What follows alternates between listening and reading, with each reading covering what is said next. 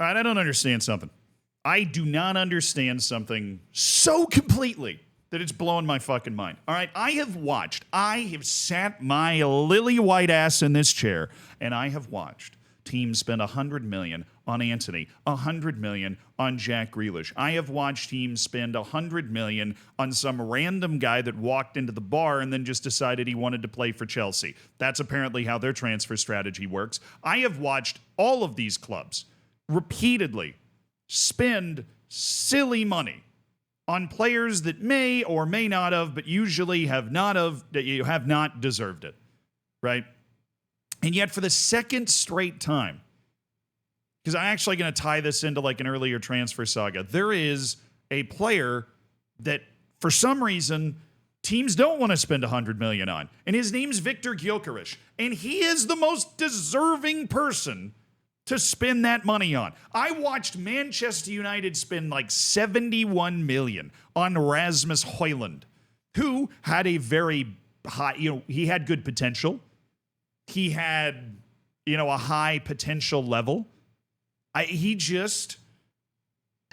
hadn't shown it yet. He hadn't shown it on the field, right? But everybody was looking at Højlund and going, oh, he could be something. Gyökeres already is. Gyökeres already is something. Okay, Gyökeres nearly won the Golden Boot out of a league where every goal does not count as a goal, right? It's like most of a goal, right? So you have to score a lot more goals to try and win the Golden Boot. That's what Gyökeres was doing over the last whatever, right? That's how he was competing. That's at the level that he was competing at. He played on a Sporting team that has reached heights that 10 years ago, if you remember where Sporting was, unimaginable. Ruben Amorim was a big part of that last couple of years, but so was Gyökeres.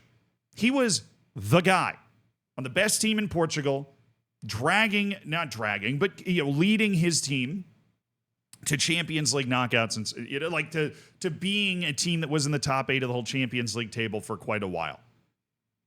Right? He was the guy. If there is one striker to me on the face of the earth that's proved that they deserve a move up to one of the biggest teams, it's Victor Gyökeres. And yet, we seem to find ourselves with a bunch of teams not willing to spend $100 million on him. The latest news I saw was Juventus of an offer of a 5-year contract with an annual wage of $13 million was rejected. They were ready to submit a bid to Sporting, which was worth in excess of $60 million. Now, there's been a lot of drama around this. If you missed it, I'll give you the TLDR. The agent apparently said that they have an agreement that he could leave for $60 million. The club wants $100. I don't think it should fucking matter, right? It shouldn't. This dude is legit. Anybody with 3 brain cells to rub together for warmth in the winter and eyes can tell you that this guy is a very competent striker. Not to mention he's a lethal penalty taker, which it feels like is always important, and a lot of teams don't have that. This guy is a laser beam penalty taker. He is everything that you want. He has aura, right? He's marketable. He's got like the celebration to go along with it. He's physical, right? This is not somebody where even you look at him like Luis Suarez and you're like, he's going to have to overcome the fact that he's not a particularly big guy. Gyökeres is a big guy, but he's not a disaster when he receives the ball at his feet. And he's got some of that Erling Haaland laser beam finishing. Right? The ball explodes off his foot. He has a natural sense for putting the ball in the back of the net, which is how he scored 3 billion goals over the last couple of years. Why? I need somebody to explain this to me. Why do teams not want to blow that amount of money on this player? But they want to blow it on Enzo. They want to blow it on Caicedo. Those guys are good players, but what's the most important position on the field? It's not fucking Caicedo's position.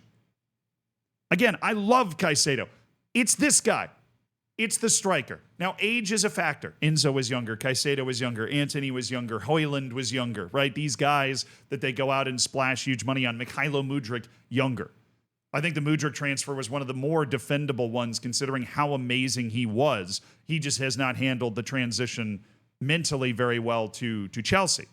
Right? And obviously, I honestly, I don't want to say too much because I haven't read any of the news articles or watched any of the videos on it yet, but I think he's caught up in some sort of PED suspension potentially, which is really unfortunate for him because he's definitely the type of guy that could be great if he was in the right position, like right situation. And he was great in Champions League when he was playing in Ukraine. I've always been a Mudryk truther, but that's not the point of this video because that's a much harder hill to die on than the fact that Gyökeres is great.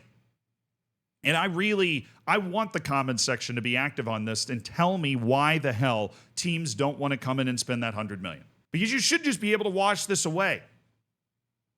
Or you should be able to come in. I mean, Arsenal, hello? Where are you? Where the hell are you? This guy on your team, you may win the Champions League. Increases your odds significantly, especially if it was over this past year. If you replayed that with Gyökeres in your team, hello. Right, I got no issues with Marino, right? But seriously, this guy, everybody but Manchester City, everybody except for Manchester City and Real Madrid should, maybe Barcelona, but Lewandowski's getting old. He was amazing this year, but he's getting old. You should want this guy. You should want him. And Bayern. They have Harry Kane. Sorry, I'm making this list off the top of my head. This guy, get him. Why do they? I don't get it. I really don't get it. I just don't. Maybe there's something that all of these directors of football understand that I don't understand. But everybody wants this guy, allegedly. Come in with a ton of money and get him right now, because you guys are blowing all of this money on so many other players. And this is not the first time I've had this feeling. Victor Osimhen, I had this feeling too. Now, I don't know exactly why that happened. I think it might have been something to do with incredible contract demands. But to be perfectly honest, strikers of this quality, of Victor Osimhen, of, I guess it's just Victors. Victors might be cursed, whether it's a K or a C. Victor Osimhen, Victor Gyökeres, they don't grow on trees. It's the hardest position in the sport. It's the one that finishes the job. It's the one that makes the most incisive difference in the outcome of a game. There are a few moments in every match where this guy will have the opportunity to win you or lose you the match. There is no better spot on the field to spend money than at striker. Osimhen and Gyökeres are two guys. Osimhen maybe not now after a couple of years in the wilderness, but at his zenith when he was trying to leave Napoli, where's the money? All of these clubs, they're spending like 60, 70 million on some kid named Estevão in Brazil, and he's good. But if you've got that money, what more could you want than a guy that's going to help you win matches for the next 5 years right now?